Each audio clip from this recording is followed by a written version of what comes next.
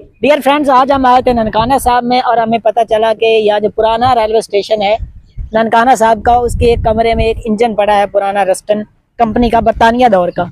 तो वो आपको दिखाने जा रहे हैं और देखते हैं कि किस कंडीशन में पड़ा है और किस शेप का इंजन है वो, और क्या काम लिया जाता था अंग्रेज दौर में उससे।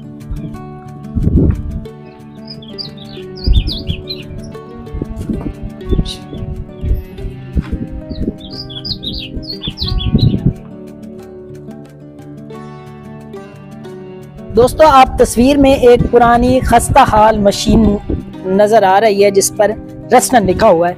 ये मशीन बज़ाहिर किसी वक्त में डीजल इंजन या जनरेटर हुआ करती थी और इम्कान है कि इस रेलवे स्टेशन में बिजली या पानी के पंप के लिए इसे इस्तेमाल किया जाता था। ये जो मशीन आप देख रहे हैं ये कोई आम मशीन नहीं बल्कि रेलवे की एक पुरानी दास्तान का खामोश गवाह है। इस पर लिखा है रस्टन। ये एक मशहूर बरतानवी कंपनी थी जो 1900 की दहाई में डीजल इंजन और जनरेटर्स तैयार करती थी। ननकाना साहब रेलवे स्टेशन पर यह मशीन कभी बिजली या पानी के लिए इस्तेमाल होती रही होगी। वक्त के साथ ये मशीन खामोश हो गई, लेकिन इसका वजूद आज भी माजी की मेहनत, तरक्की और इंजीनियरिंग का सबूत है।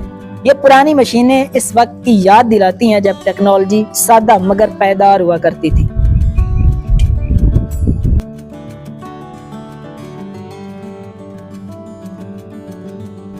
डियर फ्रेंड्स, ये एक हैरान कुन बात है कि ये जो बताया जा रहा है कि ये जो है इंजन तो रेलवे में इस्तेमाल होते हैं, लेकिन ये आप देख सकते हैं कि ये अटैच है, ठीक है ना।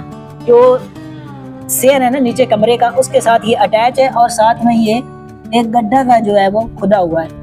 यहाँ पे जो इसका इस्तेमाल बिल्कुल यूनिक नज़र आ रहा है, जो हमें जो रिसर्च से पता चला है उससे डिफरेंट नज़र आ रहा है। ये बिल्कुल हैरान कुन सी बात है।